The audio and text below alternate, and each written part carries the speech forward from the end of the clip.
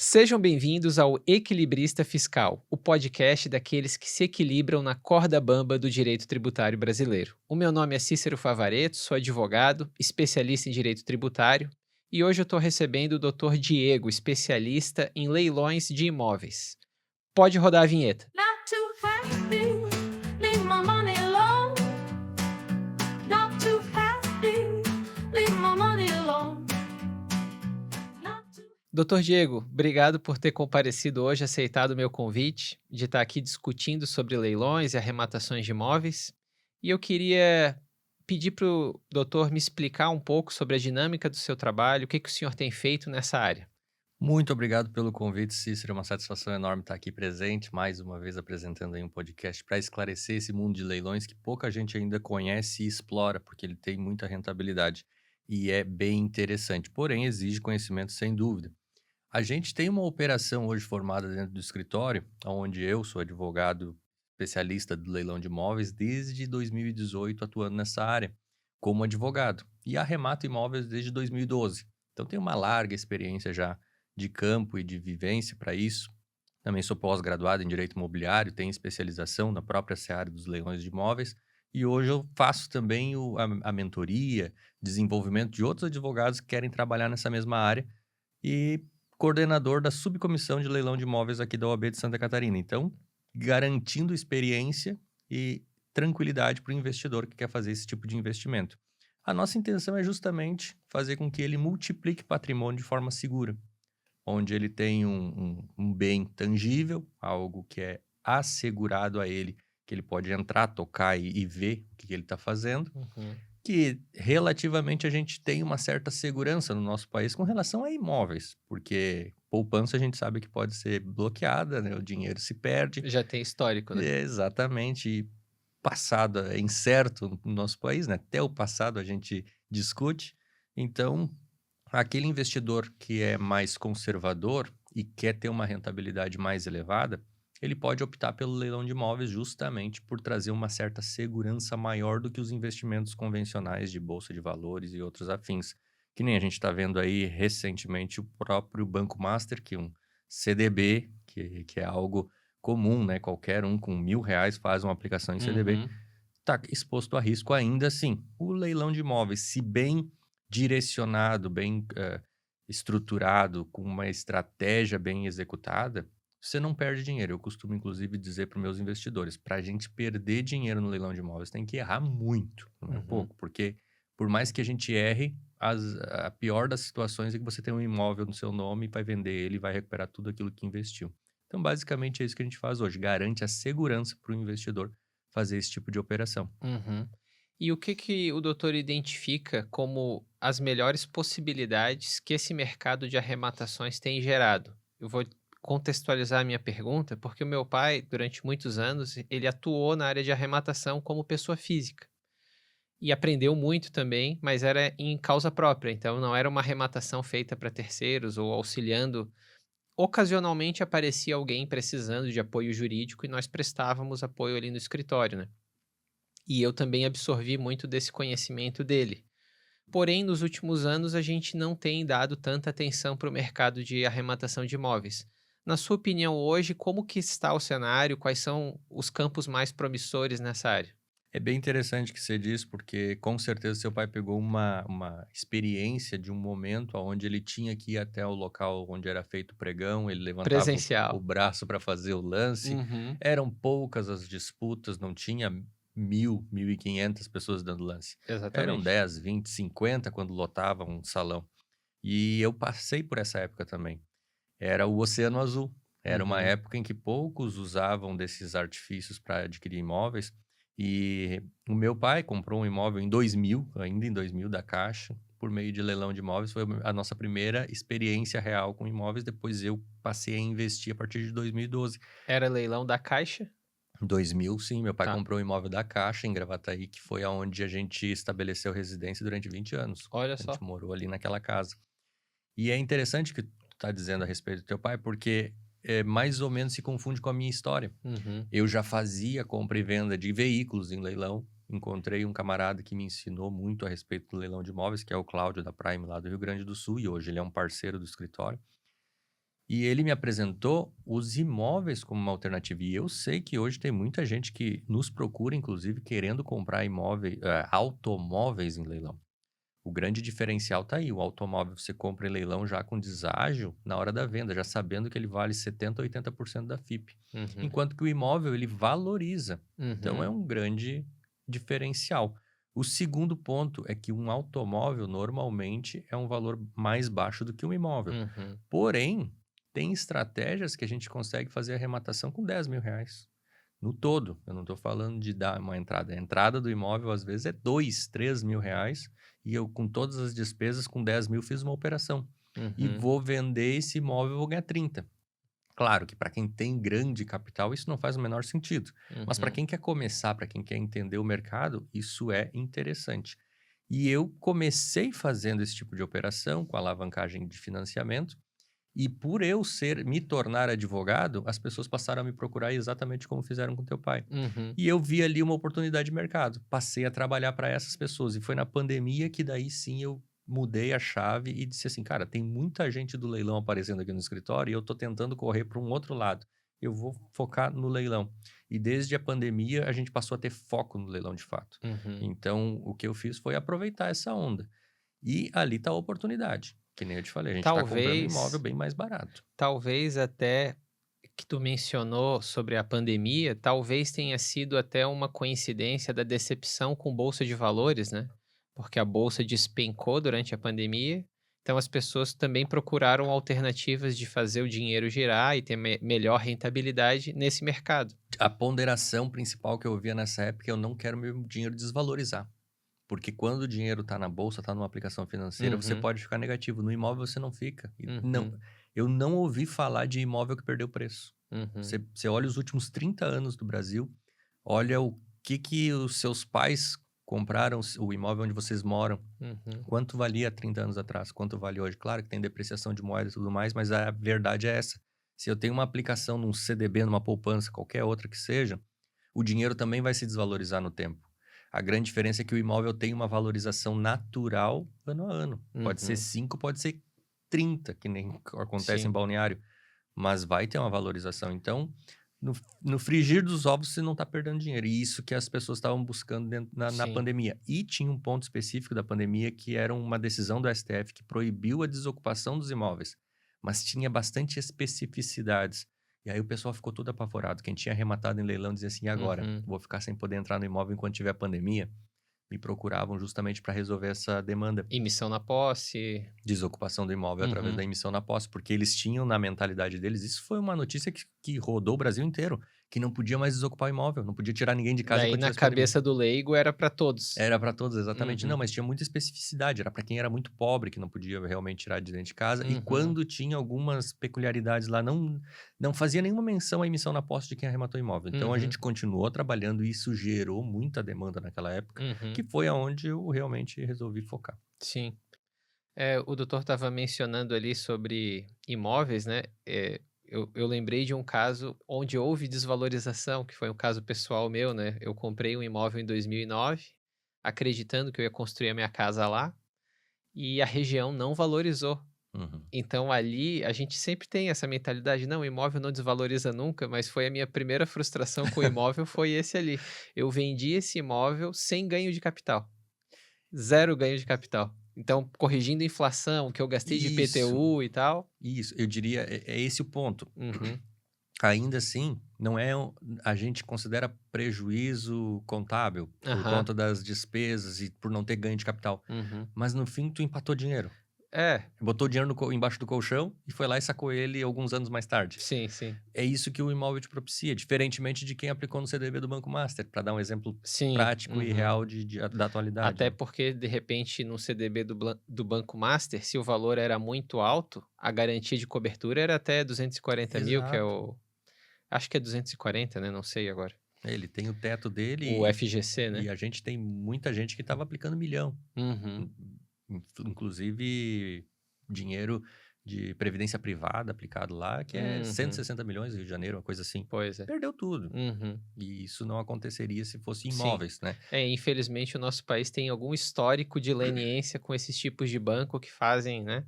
E tem Exato. saído aí na mídia várias notícias envolvendo grandes figuras que a gente sabe que a situação vai ser Se, complicada se para o entranha. investidor, né? Eles se entranham na política, acabam Aham. gerando um processo ali de possibilidades, né? Mas enfim, pro Uhum. leilão de imóveis isso não impacta. A gente Sim. continua tendo os imóveis. Eu tava lembrando de quando o meu pai arrematava e fazia essas operações, né? Sobre como que a gente sentia alguns impactos nesses processos que era por conta de decisões judiciais erradas, equivocadas. Então, era um elemento de insegurança jurídica que nós tínhamos que resolver, ou às vezes por meio de uma desistência da arrematação, ia lá e desistia, o que é positivo no sentido de que tu recebe o dinheiro de volta atualizado.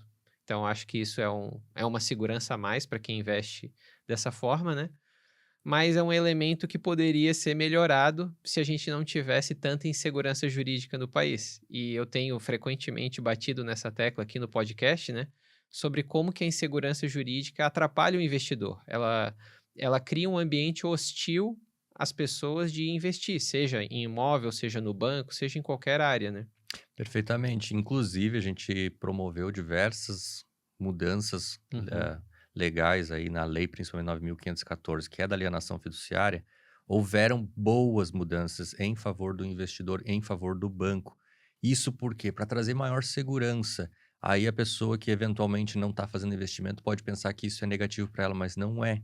Isso é um benefício para quem paga bem, quem paga em dia. Por quê? Antes o banco fazia um financiamento e uhum, levava 10, 15, 20 anos para fazer a desocupação de um imóvel que estava inadimplido, sem o pagamento ter acontecido ao tempo. E com isso a pessoa podia até mesmo fazer um uso capião do próprio imóvel. meu. Quantas situações da década de 90, ainda na época em que se utilizava muito da hipoteca, aconteceu de o banco não conseguir recuperar esse bem? Hoje, o banco ainda está em nome o imóvel ainda está em nome do banco, Uhum, ele coloca a venda no leilão e a gente não se arrisca em comprar, porque ali tu pode ter os elementos necessários para um uso capião. Então a gente vai arrematar o imóvel e não vai conseguir nunca entrar nesse imóvel, porque uhum, demorou muito. Hoje, desde 2023 principalmente, que houve o Marco Legal das Garantias, ali tivemos algumas boas alterações. uhum, Possibilitou que o banco tornasse mais célere o processo de desocupação, trouxesse maior segurança para o arrematante, para o investidor e também para o banco. uhum, O que acontecia antes é, qualquer falha procedimental em qualquer momento do processo anulava tudo.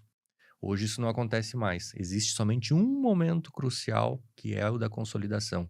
A partir daquele momento em que há necessidade de fazer a intimação do devedor para que ele faça o pagamento da dívida em aberto, aquilo ali tem que acontecer de forma correta. Qualquer coisa que ele discuta que não seja aquilo ali, não vai invalidar a nossa arrematação. Ele pode até ganhar a ação, mas ele vai ser indenizado. A gente vai conseguir comprar esse imóvel e ficar tranquilo. Então, o nosso cuidado está ali, nesse uhum. ponto. E quando é judicial, a gente tem acesso completo a todo o processo e consegue certificar todos os procedimentos para ter a segurança jurídica necessária para fazer essas arrematações. Uhum. E deixa eu te perguntar mais uma coisa. Quais são as vantagens que o doutor vê em quem faz compra e venda de imóveis no mercado tradicional e aqueles que fazem a compra e venda de imóveis dentro da área de arrematação? O que que o doutor listaria como as principais vantagens? Tem duas grandes diferenças, distinções, né? O mercado tradicional, ele te fornece, ele te possibilita a negociação. Então, você pode, por exemplo, comprar hoje um imóvel na planta, que vai ser entregue em 3 a 5 anos, Uhum, e você parcelar esse imóvel diretamente com a construtora, com juro baixíssimo, esse imóvel vai valorizar nesse tempo. Tem situações aí que eu já vi acontecer da pessoa comprar por 500 e vender por 1,5 milhão em coisa de 4 anos. Então, realmente é uma grande valorização. O risco é diferente, existe exposição a um risco quando tu compra na planta, por exemplo. uhum. Assim como também existe exposição a risco quando você compra o imóvel pronto, porque existe a necessidade do due diligence que grande maioria das pessoas não vai fazer, que é para certificar que o vendedor está tudo certo, que ele está em dia e ele não está Pagou o débito de condomínio. que ele não está cometendo uma fraude, que Uhum, eventualmente ele tem uma dívida trabalhista que está sendo cobrada dele, ele está vendendo o imóvel para não pagar dívida. sim. As pessoas normalmente não tomam esse cuidado. O que o leilão me traz? anos a segurança de que ninguém vai me cobrar nada. Eu arrematei esse imóvel, a gente pode dizer que ele equivale a uma aquisição originária, apesar de ter alguns tribunais que discutem isso ainda, Uhum, mas é uma aquisição originária. É como se não existisse ninguém que tivesse comprado esse imóvel antes de eu ter arrematado ele. uhum. Então, qualquer coisa, qualquer discussão que exista pretérita não diz respeito ao arrematante, mas sim ele pode vir a ter que assumir dívidas pretéritas. Mas aí isso vai de cada edital. E Tem que estar recente, indicado no edital, né? exatamente, e recentemente, nesse ano ainda, se não me engano, foi em outubro, houve a decisão do STJ dizendo que IPTU não paga, o arrematante não paga, o IPTU tem que ser pago com o valor da arrematação. Então, menos um problema para a gente se Uhum. preocupar. Porém, o IPTU só vale para o imóvel judicial. O extrajudicial a gente ainda tem peculiaridades específicas Quando é leilão da Caixa e outras isso. instituições, né? Quando é banco, é extrajudicial, isso que a gente tem que ter em mente. Tá. E uma das grandes vantagens que a gente tem hoje é que na pessoa física conseguimos comprar o imóvel e simplesmente pagar um tributo fixo lá sobre o lucro da venda. Seria interessante também a gente entender o que que é a reforma tributária, né? O meu investidor quer saber como é que Uhum, ele faz para se blindar a partir de agora, doutor Cícero, porque uhum. o doutor, sendo especialista na área de tributação, com certeza pode nos ajudar com isso, né? Sim, sim. É, nós temos analisado casos de alguns clientes, né? E a situação da reforma tributária, ela meio que muda a dinâmica de negócios envolvendo imóveis. Porque hoje, se a pessoa arremata imóveis, por exemplo, arrematou um apartamento e esse apartamento tem 2 vagas de garagem e ela coloca esse imóvel para locação, se ela tiver uma locação superior a 240 mil no ano e ela ainda tiver mais um imóvel de moradia, pode ser considerado que ela já é sujeito à tributação do IBS e CBS, que são esses tributos novos que virão aí com a reforma. Então, isso acrescenta um grau de complexidade na operação que muitas pessoas físicas não vão saber como lidar. A gente até não tem a segurança jurídica do que vai ser considerado um imóvel. Eu não sei se é, por exemplo, o apartamento, ou se o apartamento e as 2, 3 matrículas de vagas de garagem vão contar como unidades imobiliárias separados. Porque essa limitação que existe na pessoa física é: eu tenho que ter um teto de 240 mil anual de rendimentos de locação e, no máximo, 3 imóveis. Então, seriam 2 vagas, ocupariam essa limitação. Isso daí já é um ambiente de insegurança jurídica para o investidor pessoa física, que não seria enfrentado se ele fizesse uma estruturação via pessoa jurídica. Então, uma pessoa jurídica bem feita, bem estruturada para fazer compra e venda de imóveis, né, inclusive em arrematações e leilões, me parece que hoje é um cenário quase que obrigatório e não mais uma opção como era antes. Antes não havia essa limitação de 240 mil e não havia limitação alguma em relação à quantidade de imóveis. Então a pessoa poderia fazer as suas compras e vendas de imóveis ali, pagar o ganho de capital nessas operações quando viesse com lucro e estava tudo certo. E sempre Exato. controlando, não, eu quero vender agora, não, agora eu vou segurar esse imóvel aqui, vou manter ele locado, né? Uhum, bem assim. E agora a pessoa fica numa situação, não, agora eu já estourei o meu limite de 3 imóveis, arrematei um que veio com 4 vagas de garagem, o que que eu vou fazer? A gente tem calculadora online, a gente tem com Excel de calculadora, Uhum, mudou tudo, a gente não consegue mais usar. Até 31 de dezembro ela tá valendo, depois disso acabou. va- Só que a gente está comprando imóvel agora para vender no ano que vem. uhum, Então a gente não pode mais somente se basear nisso. Para quem vai comprar somente um imóvel a cada 5 anos, tá tudo certo, não muda nada. Agora, para uhum. quem está trabalhando no imóvel como forma de investimento, acredito que a holding ainda seja a melhor opção, né? Sim, a estrutura que a gente recomenda, por exemplo, a gente tem 2 problemas. O primeiro é essas limitações que eu mencionei agora, de 240 mil anual e os 3 imóveis. Mas a gente tem um outro problema, que é a tributação de altas rendas. Então, por exemplo, o sujeito tem uma empresa administradora de bens que ele utiliza para fazer a compra e venda desses imóveis. A alíquota efetiva de uma empresa dessa, em média, vai ser 6%. 5 ponto alguma coisa, 93. para tributação sobre a base de cálculo cheia. Então, eu, por exemplo, eu vou ter um imóvel lá de R$ 300.000 que vai ser vendido, ele vai ser tributado na pessoa jurídica em 5,93, a alíquota efetiva de uma empresa no lucro presumido com essa finalidade. Se ele fizesse isso na pessoa física, ele seria tributado no ganho de capital. Então, geralmente, a arrematação é com deságio, né? Quando ele vender, ele vai ser tributado nessa diferença entre o valor, o custo de aquisição e o valor efetivo da alienação em 15% até 22,5%. 15% é a maior parte dos negócios, né? Para ser Até 22, 5 milhões, né? daí para subir para as outras faixas de tributação tem que ser um valor bem superior.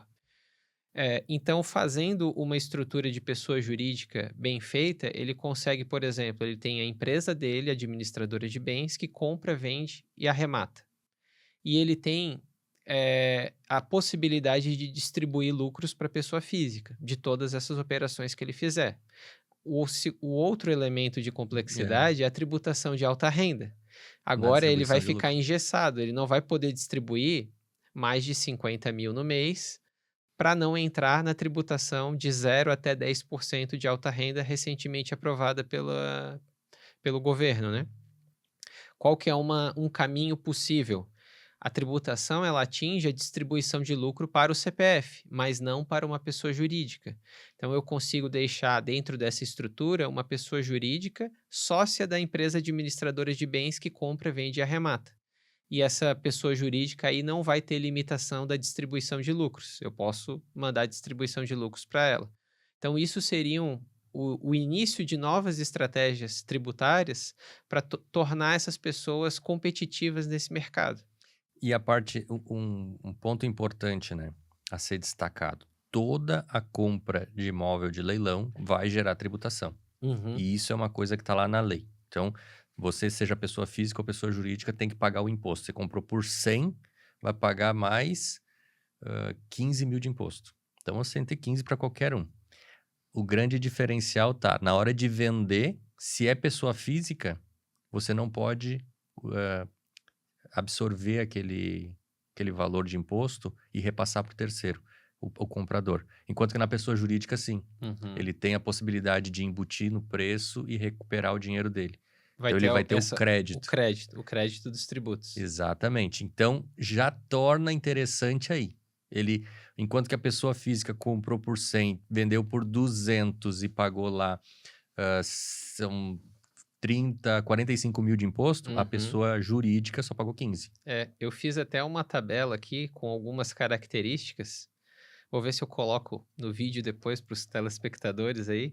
Mas, em resumo, né, a gente consegue ver que na dedução de despesas, uma operação na pessoa física vai ser sempre limitada. Custo de aquisição, às vezes alguma reforma que ele vai conseguir As embutir despesas. para reduzir o ganho de capital, né?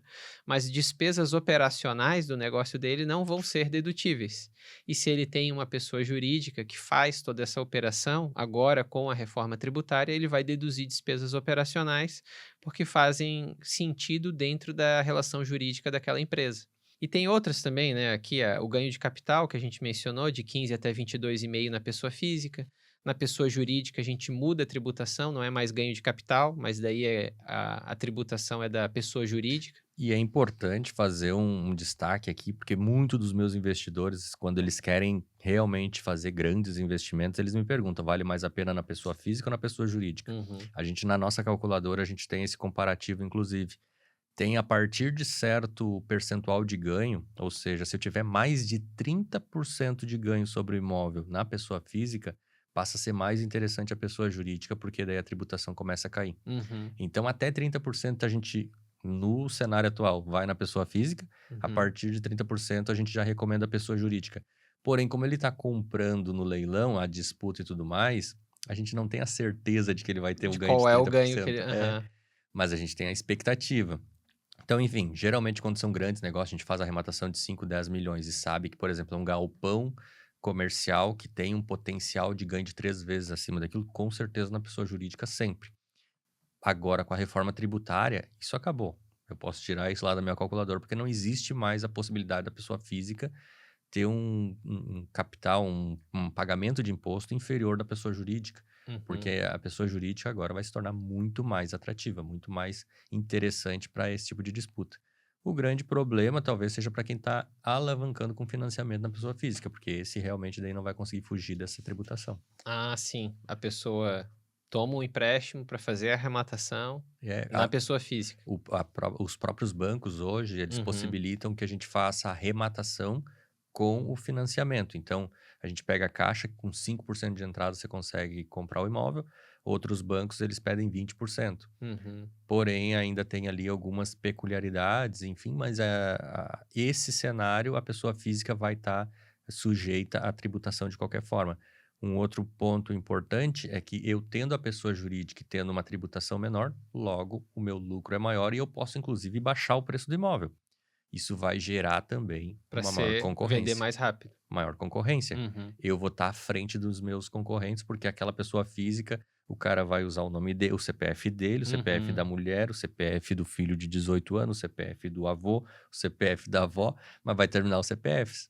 Eles só podem fazer uma operação ali de compra e venda. Uhum. Depois eles vão ser tributados como se fosse empresa. Então, eu tendo a empresa, eu não preciso ficar me preocupando com esse malabarismo, até porque seria Uhum. irregular, né? Uhum. Muito embora esteja sendo feito da forma correta, mas não é o mais certo a ser feito. É, e tem também a questão da burocracia e organização pessoal, né? Exato. Porque quando eu tenho uma pessoa jurídica, eu estruturo ela pensando nas operações, eu tenho um contador que vai cuidar de toda a contabilidade daquela empresa e geralmente eu tenho o jurídico prestando apoio.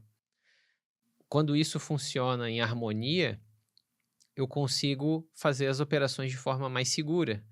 E isso não ocorre quando eu tenho, por exemplo, a pessoa física buscando aleatoriamente e de forma não bem organizada, fazer essas operações, às vezes correndo o risco de fazer algo errado, porque não teve uma assistência contábil, porque não teve uma assistência jurídica. Teve alguns episódios de pessoas físicas que chegaram lá no escritório, em casos de arrematação, né? Em que dava um problema jurídico na arrematação e daí tinham que contratar um advogado porque não tinham originariamente um advogado assistindo eles durante a arrematação. E no caso de arrematação judicial. Então, precisa fazer uma petição no processo da arrematação judicial? É por meio de advogado. Precisa fazer uma defesa? Surgiu lá um embargo de terceiro, que é uma A defesa, impugnação, que é o mais comum de ser. uma impugnação à arrematação, alguma alegação, como é que a pessoa vai se defender na condição de pessoa física? Agora, geralmente a pessoa jurídica já tem um advogado que cuida. Então ela já nasce estruturada para esse tipo de negócio. E talvez Exato. isso seja um fator diferencial na dinâmica das arrematações, né? Em absoluto, eu costumo dizer assim, a gente tem uma padronização de investimentos, onde a gente assessora o investidor e não só presta serviço jurídico. Então, a gente tem um contrato que é continuado, um contrato que ele é perene. O investidor, ele escolhe os imóveis que ele quer arrematar, a gente dá toda a assessoria necessária para ele. Uhum, Ele entra na operação tranquilo e seguro, sabendo que está fazendo um bom negócio.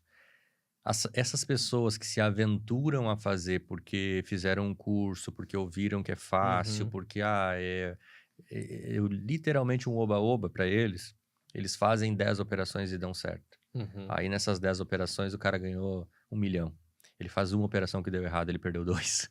É muito comum o cara perder muito dinheiro quando dá errado. uhum, Porque existe a possibilidade de dar errado, existe a perda. Teve uma situação bem peculiar.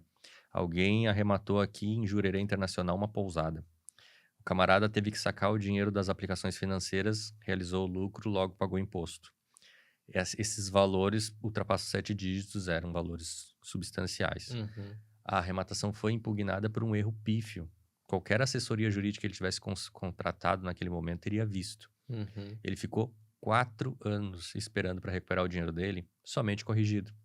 Ele ficou com mais de 5 milhões parado, ele teve que pagar o lucro de capital lá atrás, e aqueles 5 milhões sem render durante 5 uhum. anos, para chegar no final e pegar o dinheiro de volta, porque ele não quis gastar com uma assessoria jurídica. Quão caro essa assessoria seria para ele, né? Sim. Se ele tivesse contratado. Nesse caso foi uma economia de palito, né? Porque o dinheiro trancado lá durante todos esses anos, né? Isso eu diria que é um desses elementos de insegurança jurídica, né? Porque as decisões judiciais não são céleres. Não. Então, para 3 meses num processo judicial, é isso aqui, né? 1 ano também é muito rápido. E isso para quem está fora do sistema judiciário, né, que não atua, que é um leigo arrematante, é muito complicado ele chegar no escritório e você ter que explicar para ele: olha, vai levar 3 meses para o juiz analisar essa causa. Ou para ele despachar, ou talvez leve 6, talvez leve 1 ano. A gente não consegue nem dizer qual é o prazo que o juiz vai levar para despachar. É um prazo impróprio, né? É um prazo imprevisível, né? Pode ser que o fluxo lá do gabinete dele seja muito rápido, pode ser que não, né? Pode ser que ele esteja dando prioridade para outras causas, a tua entrou na fila no final, e daí o que que a pessoa vai fazer, né? A tua não tem urgência, né? Eu tive uma experiência muito boa com Brasília. A gente peticiona de manhã, de tarde sai despacho. É quase WhatsApp. É muito bom trabalhar lá. Uhum. Mas também tive péssimas experiências em outros lugares, principalmente Rio Grande do Sul, que, nossa, a gente sofre bastante. Em algumas cidades do Rio Grande do Sul, algumas Uhum. comarcas lá, é complicado. E isso é um risco que o investidor está se expondo, porque que nem você falou, né? Ele está indo para um leilão, ele está sem assessoria nenhuma, ele acha que é um oba-oba, ele Uhum. pensa que o próprio leiloeiro tem que peticionar no processo, coisa que hoje a gente tem visto reiteradas decisões de juízes dizendo que o leiloeiro não tem que pedir em nome de ninguém. Uhum. Leiloeiro não representa ninguém aqui dentro. Uhum. O arrematante que traga o patrono aos autos, né? Apresente aqui uma procuração. O leiloeiro acaba ficando de mão atada, ele não pode mais fazer pedido. E isso seria até um custo imprevisto, né? Porque, por exemplo, a pessoa física fez um curso e ela decidiu agora entrar no mercado de arrematação. E ela pode ter aprendido bastante informação valiosa nesse curso, sem demérito algum. Mas, havendo uma situação jurídica complexa que precise lidar, ela vai ter que contratar o advogado. Se ela não colocou isso na planilha na hora que ela foi dar o lance, provavelmente já estourou a margem de lucro que ela teria. Com certeza. Eu já tive uma situação aí, a história que a gente tem, né? Porque são tantas Aham. situações. Eu fui o 5º advogado que a pessoa contratou. Por quê? Não quero gastar. Aí contratou qualquer um. Uhum. Ah, esse aqui não tá indo bem. Contratou um segundo que também não era especialista. Uhum. Nossa, esse aqui não me responde, então contratou outro. Cara, chegou no 5º. Eu era o Uhum. 5º advogado. Parou em ti. Não, porque não, ele não quis pagar os honorários. Ah, entendi. Porque é caro. Aham. Teoricamente, dentro da realidade dele. O que ele faz? Hum. Ele pega o imóvel de 1 milhão, ele coloca que ele vai ter 250 mil de lucro, ele quer fazer aquela operação. Só que se ele já gastou 20 com o primeiro advogado, 10 com o segundo, 10 com o terceiro, Ah, sim, sim, sim. a operação dele Chegou já no tá no 5º, prejuízo, aham. cara. E eu não posso baixar o meu preço, honestamente, porque daí eu não tô honrando quem é meu investidor, que é o Uhum. cara que tá pagando o preço correto, entendeu? Eu Uhum. não posso dar o desconto para quem tá chegando, aportando hoje no meu escritório, em detrimento de quem já tá comigo. Tem investidor meu que tá há 5 anos comigo. O Uhum. cara tá comprou 40 imóveis esse ano comigo. Uhum. Aí eu vou dar desconto pro novo, que eu nunca nem sei de onde é que ele veio, Sim, em sim. detrimento daquele ali que E tá de me pagando. repente ele já chegou com uma experiência negativa e acha que você vai ser mais um também. E isso Também. também é um risco, né? Vai impactar Esses ele. dias chegou um cliente para mim e pediu assim, ele não é cliente meu, mas ele já me conhecia e ele pediu para ver se eu entrava num projeto de holding em andamento para prestar uma assessoria. Eu tive que declinar porque nesses casos eu não sei o que foi feito antes e é um risco muito grande eu assumir responsabilidade por processos que eu não gerenciei. Então, se eventualmente acontecer um problema nos passos seguintes de formação dessa estrutura de holding dele, eu posso ser responsabilizado, pode achar que fui eu o culpado por aqueles erros e não considerar que foram erros anteriores. Então, também é um cuidado nesse serviço de holding familiar que a gente busca pegar o cliente e orientar ele desde o princípio, para ele seguir conosco até o fim e cumprir todas as etapas do serviço, evitando aí que ocorram imprevistos ou que a gente trabalhe em cima do trabalho de outras pessoas que, querendo ou não, as opiniões são muito diferentes, né? Da mesma forma que o doutor deve ter visto já advogados atuando com opiniões diferentes da sua nas arrematações, eu também vejo na área de holding familiar. Então, tem muitas estratégias que são questionadas por muitos e outros adotam. E daí, uns dizem que é muito errado e outros dizem que não tem nada de errado. Como é que você vai se portar nesse meio, né? E é bem interessante esse ponto, porque eu costumo dizer o seguinte: se eu pegar o meu investidor e ir junto com ele pesquisar o imóvel, fazer uma pré-análise e acompanhar todo o processo, a gente tem uma segurança e uma previsibilidade de tudo que vai poder acontecer ali. Diferentemente de chegar o camarada que ele já fez a arrematação. Logo, eu tenho alguns modelos de contrato. Uhum. Os meus contratos, eles são continuados, são, como eu te falei, só que para o cara que chegou com o imóvel arrematado, esse contrato ele é específico para aquela arrematação e eu não dou nenhuma garantia para ele. Enquanto que para os outros contratos de assessoria, eu dou Uhum. todas as garantias para meus investidores. Ou seja, o cara entra seguro de que vai ter advogado durante todo o processo, desde pesquisa até a venda do imóvel. Eu faço o contrato de compra e venda dele. Tu precificou o teu serviço com base naquilo que tu já analisou que pode acontecer no futuro. Exato, exato. E ele tem a segurança de que está fazendo um bom negócio. Uhum. Agora você pensa que você foi lá, fez o curso, conseguiu fazer uma boa arrematação, houve uma impugnação, houve uma ação anulatória e essa aconteceu. Um cliente que hoje até se tornou um amigo meu, ele fez uma arrematação do imóvel em que ele estava alugando. Só que ele fez sozinho, pela Caixa, financiado. E o ex-mutuário entrou, o ex-mutuário, no caso, é o devedor do imóvel. Ele Uhum. entrou com uma ação anulatória e a Caixa não contestou, não apresentou documentos. Uhum. Não que tenha sido revel, mas ela não apresentou os documentos necessários. E por não ter apresentado os documentos, o juiz disse: bom, se tu não tá me apresentando os documentos, estou dando procedência para essa ação. Uhum. Anulou aquele leilão. Aí ele me procurou. Recebi um e-mail da Caixa dizendo que o meu leilão foi anulado. Eu tenho 5 dias para fazer um relatório de quanto é que eles têm que me pagar de volta, porque eles devolvem o dinheiro todo, né? Uhum. E eu disse assim: vamos lá em São José, no cartório, vamos ver o registro de notificação. Cheguei lá, olhei a notificação e tá tudo certo. A notificação foi feita correta, só que esse documento não foi pro processo. Se tivesse ido, a ação seria improcedente. Uhum. Vamos entrar com uma ação rescisória. Aí o cliente teve que me pagar Uhum. os 5% da ação rescisória Uhum. e eu ganhei a ação. Ele continua no imóvel. Então, aquela sentença de anulação da arrematação foi Foi anulada por meio de uma ação rescisória. exatamente. E foi um processo relativamente rápido, porque na Justiça Uhum. Federal também tende a ser rápida. Coisa de 1, 2 anos a Sim, gente tem um é. resultado. Se ele tivesse contratado o advogado antes, seria mais barato. Não tenha Uhum. dúvidas. Sim, sim, porque isso já seria informado pelo arrematante nos autos do processo em que o, Ponto. né? Eu iria entrar como intervenção ali Uhum. e apresentar o documento necessário. Era Sim. tudo o que precisava. E não dá para contar, né, com a defesa jurídica das instituições financeiras, porque elas forma. atuam em massa, ainda mais a Caixa, né? Ela não vai ter, às vezes, o mesmo cuidado que o arrematante, Com certeza. né? Ela não, Infelizmente, são muitos processos, né? eles não estão preocupados com o resultado daquela ação. Daquela arrematação, né? Eles estão preocupados com o resultado final de 5.000 ações que eles participaram, quantos Uhum. por cento dessas ações foram procedentes, improcedentes, quanto eu paguei sucumbência, quanto eu não paguei. Aquela ali é só mais É uma. só mais uma. Então, se a pessoa pretende ter garantia no seu serviço de que tudo vai fluir bem, daí ela tem que cuidar do seu caso ali especificamente, né? Exatamente. Doutor Diego, me explica um pouco quais são as novas oportunidades na área de arrematações e leilões. Existem regiões específicas onde as oportunidades são maiores? Como é que funciona isso? Isso é bem legal, porque antes mesmo de a gente pensar em pesquisar o imóvel, a gente faz uma análise do investidor. Quanto é que ele tem de dinheiro, o que ele está pretendendo fazer, se locação ou revenda. No caso, a revenda é para realizar o lucro, para ter o ganho de capital. Algumas vezes eles pretendem somente fazer a compra para deixar alocado, então muitas vezes um imóvel comercial.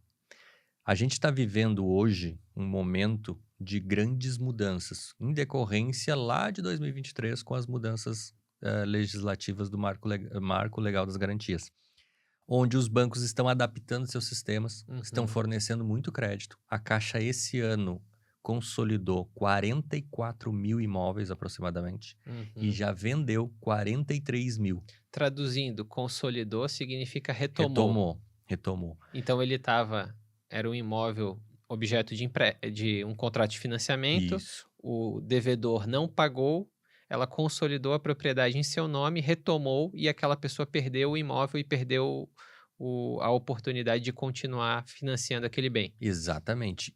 E o que isso nos diz? Se dentro de um ano conseguiu retomar 44 e vender 43, é porque o processo está rápido. Ah, sim. E outra coisa, estão fomentando esse mercado. A Caixa agora lançou um projeto piloto no Rio Grande do Sul em que ela vai colocar a totalidade de imóveis com financiamento possibilitado. Desde que o imóvel tenha capacidade para tanto, vai ser possível financiar. Tem Uhum, algumas regras ali de valor de prestação, de valor do imóvel, mas eles vão ser possíveis de financiar. Está se abrindo uma oportunidade gigantesca para investimento. uhum. Porém, como a gente já falou até aqui, eventualmente vai ser um tiro no pé se estiver fazendo compra e venda na pessoa física, porque vai impactar na hora da tributação. Em- Até porque a pessoa acaba fazendo volume, né? Exato, Se ela está conseguindo dar uma entrada pequena, talvez ela consiga fazer com 3, 4 imóveis, porque a exatamente. entrada é pequena. Então não faz sentido fazer com um e ficar esperando o lucro daquele um para daí fazer mais um. Nesse cenário, ela faria isso com vários, né? Exatamente. E daí a gente tem tomado esse cuidado de avisar lá o investidor. Você está entendendo que agora, a partir do ano que vem, vai mudar a situação, Uhum, mas as oportunidades estão surgindo. Como é que a gente vai se preparar para isso? É justamente formalizando aí uma PJ para esse tipo de atuação no mercado de imóveis. A gente então tem um segmento aquecido do Minha Casa Minha Vida, uhum, que é relacionado diretamente com o nosso governo atual. Ele tem essa necessidade de fomentar esse tipo de imóvel, que é para a pessoa mais pobre, a pessoa com menor renda. E a gente tem no horizonte, com a queda da Selic, que um dia vai ter que cair, uhum. um aquecimento do mercado médio e alto padrão, que também é muito bom, Que daí as taxas de juro diminuem, o empréstimo fica mais acessível. acessível, E quando o empréstimo fica acessível, quando você tem maior acesso a crédito, o preço do produto não cai. O que acontece é que o preço aumenta. porque aumenta a demanda. Porque aumenta a demanda, exatamente. Uhum, Então, se hoje eu estou fazendo a arrematação de 1 milhão para vender a 1.500, que vale 1.500.000, eu com certeza daqui 2 anos vou estar com esse imóvel valendo muito mais do que isso. E eu tenho uhum. um caso prático lá em Brasília, que a gente fez a arrematação a 1.400 e pouco. Deu um monte de problema para conseguir desocupar o imóvel e tudo mais. Estamos com o imóvel há 2 anos, mas a pessoa mora no imóvel. Esse imóvel já está valendo 2.800. Uhum, Ela duplicou o valor do imóvel em 2 anos. uhum, E ele comprou financiado, ele deu 600 mil de entrada e o restante em financiamento. Ou seja, na hora em que ele for realizar esse lucro, ele ganhou, literalmente, ele teve de lucro mais de 1 milhão, numa única operação de 600 mil. uhum. Na pessoa jurídica, 6% do valor da Da venda. venda. Uhum. Na pessoa física, ele vai pagar 15 no valor do lucro. Do lucro. É, E- isso é importante sempre dizer para a pessoa fazer conta, literalmente, né? Ah, vou pagar tanto na pessoa física, vou pagar tanto na pessoa jurídica, qual que é mais vantajoso? Então, para planejar isso antes, para não ser surpreendido depois. E é importante te dizer que dá tempo, né? Dá tempo de corrigir. Não é uma coisa que chegou ano que vem, se não tem a PJ, já não consegue fazer mais. Na verdade, é quase que obrigatório a pessoa já pensar: "Não, olha, ano que vem eu já vou constituir a minha pessoa jurídica para fazer esse tipo de operação". E é uma situação necessária para se providenciar ainda esse ano, né? Uhum, Porque se eu começo a me organizar, a estruturar a coisa toda para funcionar ainda esse ano, uhum, eu vou estar à frente na hora de negociar no ano que vem. É exato. isso que o investidor hoje tem que ter em mente. Uhum, E além disso, quando você fala em oportunidade, a gente tem possibilidade de alavancagem. Muito embora o consórcio não seja uma ideia para arrematação e leilão, ele é uma forma de alavancagem, assim como o financiamento. uhum, Então, existe estratégia que a gente vai utilizar a PJ para justamente possibilitar uma alavancagem por meio de outros sistemas, outras formas de uhum, angariar recurso. Gente, é importante ter em mente isso, que a gente precisa estar estruturado, uhum. assessorado e esclarecido. E por mais que se tente, por meio de um curso online ou coisa assim, ele não vai ser o suficiente para te dar a expertise necessária para chegar onde a gente já está. Então, se você anda ao lado de quem já tem a experiência, de quem já conhece o processo, Uhum. de quem já tem a estratégia, com certeza você vai ter um ganho superior. Mas daí você olha para o lado e vê a pessoa fazendo sem assessoria nenhuma, sem gastar dinheiro, Sim, por assim sim. dizer, e ela está correndo risco. E é um risco que muitos investidores, pelo menos do meu escritório, não estão dispostos a correr. É, eu vejo a mesma coisa na área de holding familiar, porque também são comercializados cursos para que a pessoa aprenda e faça a sua própria holding, né. Bah. Só que na prática, eu frequento ali um ambiente de cursos online também, como aluno, né? O que eu vejo é a pessoa que faz o curso pensando em estruturar para si mesmo, não conseguindo, porque ela não tem a experiência e a expertise necessária. Então o processo fica travado, ela não evolui e daí daqui a pouco se revela um prejuízo, né? Ela pagou o curso, pagou um monte de coisa e não fez, né? Então é algo delicado, né? A pessoa precisa saber que no Brasil, o Brasil acaba sendo o país do despachante, né? Tudo burocrático, né? Porque a burocracia, ela engessa o nosso país. As pessoas não conseguem muitas vezes fazer as coisas por conta própria, por conta da burocracia. Então, tu contrata uma pessoa para acelerar para ti a burocracia e para te guiar nesse caminho. Eles olham um GPT e perguntam como é que eu faço para registrar a matrícula do imóvel no meu nome. Aí o Uhum, GPT vai te dar lá as instruções. uhum, Só que, gente, é bem mais complexo. A quantidade de nota de impugnação que a gente recebe. uhum, Aí tu vai confiar em quem, né? A pessoa tem com 30 anos de idade, comprou um imóvel a vida toda, fez uma única vez um processo de compra e venda. uhum, Agora ela se aventura a fazer compra e venda em leilão de imóveis. Aquilo ali vai ser teu cotidiano, fazer registro uhum. de averbação e E matrícula. vai te consumir tempo, vai te tirar do teu Muito. trabalho. A gente já está fazendo isso há Uhum, mais de 10 anos. A gente sabe qual é o caminho a tomar. A gente consegue ter uma efetividade muito maior. Tempo é dinheiro no investimento. sim. E aí é isso. Eles acham que a burocracia, eles vão vencer ela de forma Uhum, simplória. uhum. Não é. A gente que está trabalhando lá sabe que é complexo. Na hora de tu levar uma holding para verbar na matrícula que tu está passando o imóvel, tu sabe, pô, mas por que que tá Estão me cobrando ITBI e a Constituição diz que é E imune. será que eu tenho que pagar? Daí, para que lado Pronto. corre? Uhum, exatamente. Diversos. É, eu digo assim que no direito tributário, né, é como a pessoa que tenta se aventurar sozinha, é como se ela estivesse lá indo para o meio da selva amazônica acampar e vai dar tudo Com um certo. canivete. É, com canivete. Então ela não tem guia, ela não tem equipamento, ela não tem nada, mas ela tá lá no meio da selva feliz da vida e vai acampar. Então os problemas vão surgir, vai ser comida por pernilongo, por borrachudo, vai vir uma aranha, vai ver cobra, vai ver onça, né? Todos esses problemas vão surgir no caminho dela. E se ela sobreviver no final, foi sorte. Agora, o que que é o papel do advogado, dos assistentes da burocracia, né, daqueles que ajudam a desembaraçar a burocracia?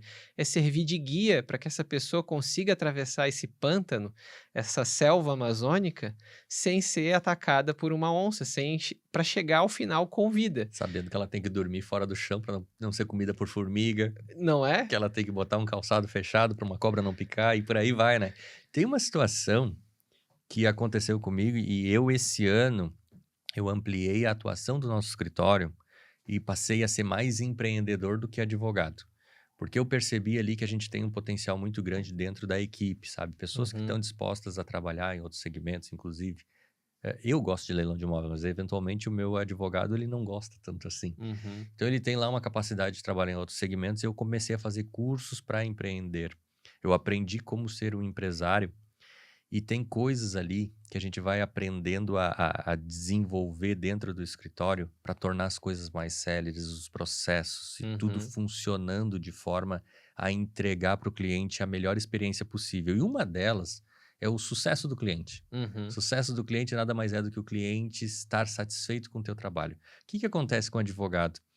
Ele entra com uma ação judicial hoje, como a gente acabou de falar, vai levar 3, 4, 5 anos para sair uma sentença. sim, Se essa for uma ação tranquila, por assim dizer, que não tenha nenhuma urgência, talvez você passe 4 anos sem falar com o seu cliente. uhum, E o sucesso do cliente nada mais é do que eu manter um contato ativo com esse cliente, mesmo que o meu processo não esteja andando. Assim eu garanto que o cliente volte a me contratar para outras demandas. E ele está acontece. sendo bem informado sobre o andamento, Ele sobre tudo. lembra que Uhum, tem o advogado. uhum, Porque eu tive um processo de 2018 que terminou agora esse ano, 2025, uhum, que era uma restituição de ITBI, uma repetição de indébito. uhum, Não tinha nada para fazer, era só uhum. aguardar o processo andar. Mas infelizmente entrou lá, virou RPV, demora a receber, enfim. Tem todo esse processo. Se eu não ligo para esse cliente todo mês para dizer, ô cara, eu tô aqui ainda, ele nem lembra de mim. Teve uma situação em que a gente fez uma arrematação, e daí vai entrar nessa seara da expertise necessária de uma assessoria Uhum, jurídica, que eu fiz todo o processo de análise do imóvel, fiz o processo de arrematação em conjunto com o arrematante, fiz a desocupação do imóvel em tempo relativamente rápido, fiz a negociação com o ocupante, fui até o imóvel, fotografei, tirei, fiz vídeo e tudo mais. Fiz tudo o que precisava ser feito. Na hora em que eu cheguei e entreguei as chaves, isso consumiu ali em torno de 40 dias, a pessoa disse assim, eu não vou te pagar, tu não fez nada. Ela não tinha percepção Do do serviço. trabalho que eu estava prestando. Uhum. E isso me tocou, sabe? Uhum. Me deixou dolorido, primeiro, porque tu não tá valorizando o serviço, porque eu só consegui fazer isso em 40 dias porque eu faço isso há 10 anos. Ah, sim. E daí tu não tá Se tu valorizando. entrega o resultado rápido e o cliente não sabe todo o esforço que levou para chegar naquele resultado, ele vai diminuir o valor do teu trabalho. Isso é Exatamente. verdade. Ainda mais sabendo que é advogado e que processos são lentos. É.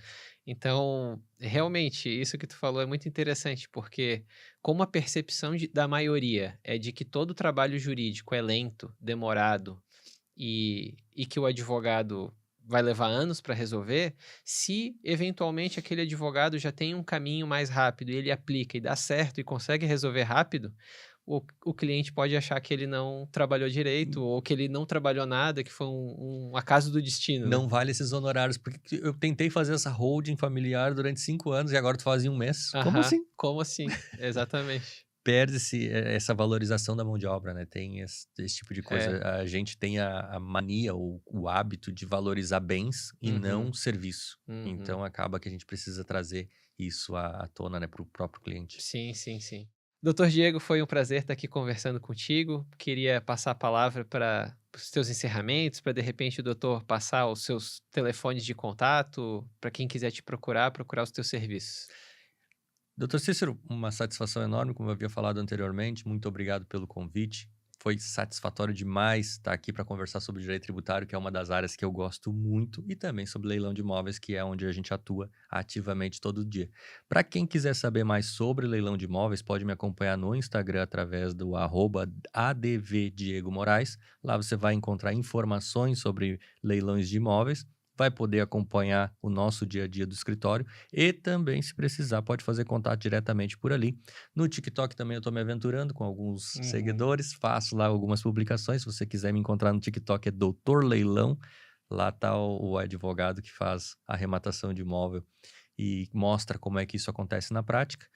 E caso seja necessário algum contato direto com o escritório, também através do nosso site lá, bastosmoraisadvocacia.com.br, vai localizar o nosso site, vai ter lá o link para WhatsApp direto com a equipe para poder te dar o melhor atendimento e assessoria nos seus investimentos. As descrições das redes sociais do Dr. Diego já estão na descrição do vídeo. Eu agradeço a todos pela audiência, um abraço e até a próxima. I got 5 bucks.